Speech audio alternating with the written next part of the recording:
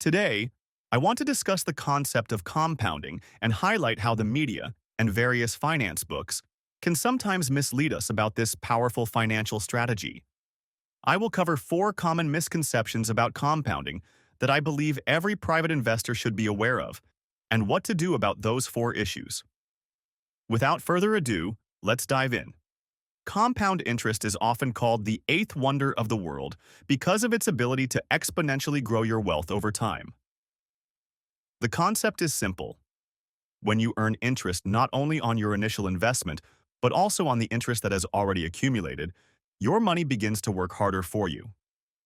Over time, this compounding effect becomes more and more powerful, allowing even small, regular contributions to grow into significant sums.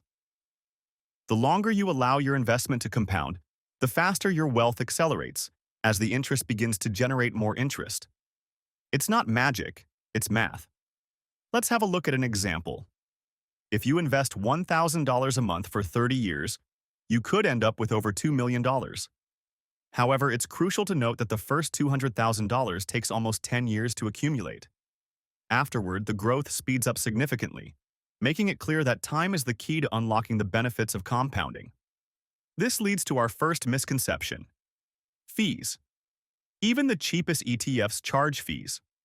For example, a 0.2% fee may seem insignificant, but over 30 years, this could reduce your final net worth by $80,000. The second important factor is taxes. Taxes on capital gains can take a large chunk out of your wealth. In my case, living in Germany, capital gains tax is around 26.375%. If I end up with $2 million after 30 years, about $1.64 million of that would be capital gains, which means I'd owe around $432,000 in taxes, reducing my final amount to $1.57 million. Next, we must consider inflation. Many people don't realize that while their investments are growing, inflation is eroding their purchasing power.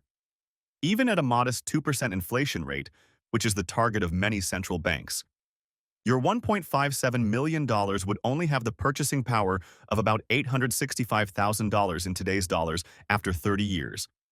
This means that inflation has the most significant impact on your final returns. To combat this, one strategy is to adjust your contributions over time. As your income increases, ideally at least keeping pace with inflation, you should contribute more. In fact, if you increase your annual contributions by 2% each year, your final net worth could grow to around $2.38 million after 30 years, assuming a 9.8% annual return.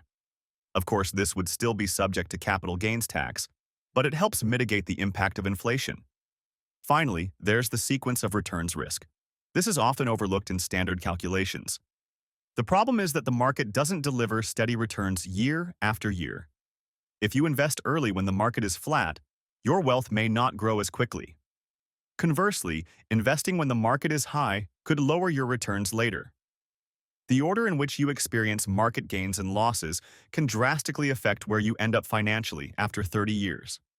For example, 2 investors may earn the same average return over time, but depending on when the gains and losses occur, their outcomes could differ significantly.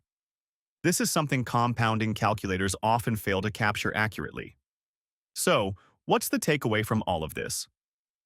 The point isn't to suggest that compound interest calculators are useless. On the contrary, they can be incredibly helpful in showing how much you can grow your wealth by investing early, consistently, and over the long term. However, it's crucial to understand the headwinds, fees, taxes, inflation, and sequence of returns risk that will inevitably eat into your returns. By being aware of these factors, you can take steps to maximize your wealth. Start early, contribute more as your income grows, and keep an eye on fees and taxes. Ideally, as you continue to improve your skills and increase your income, you'll be able to increase contributions at a rate even higher than inflation. If you can do this, I'm confident that you'll achieve financial success over the long term. Now, you may watch this video and think to yourself, how boring it is to wait so many years to see those huge returns. But it is important to remember that using compounding interest is, for the most cases, not a strategy to become rich quick. It is a way to become rich slowly but surely.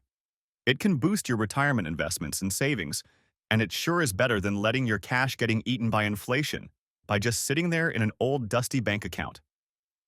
Using compound interest is a great way to invest every single month and not worry about market downturns or negative news regarding the stock market. That's it for today. Thanks for watching, and I'll see you in the next video. Take care.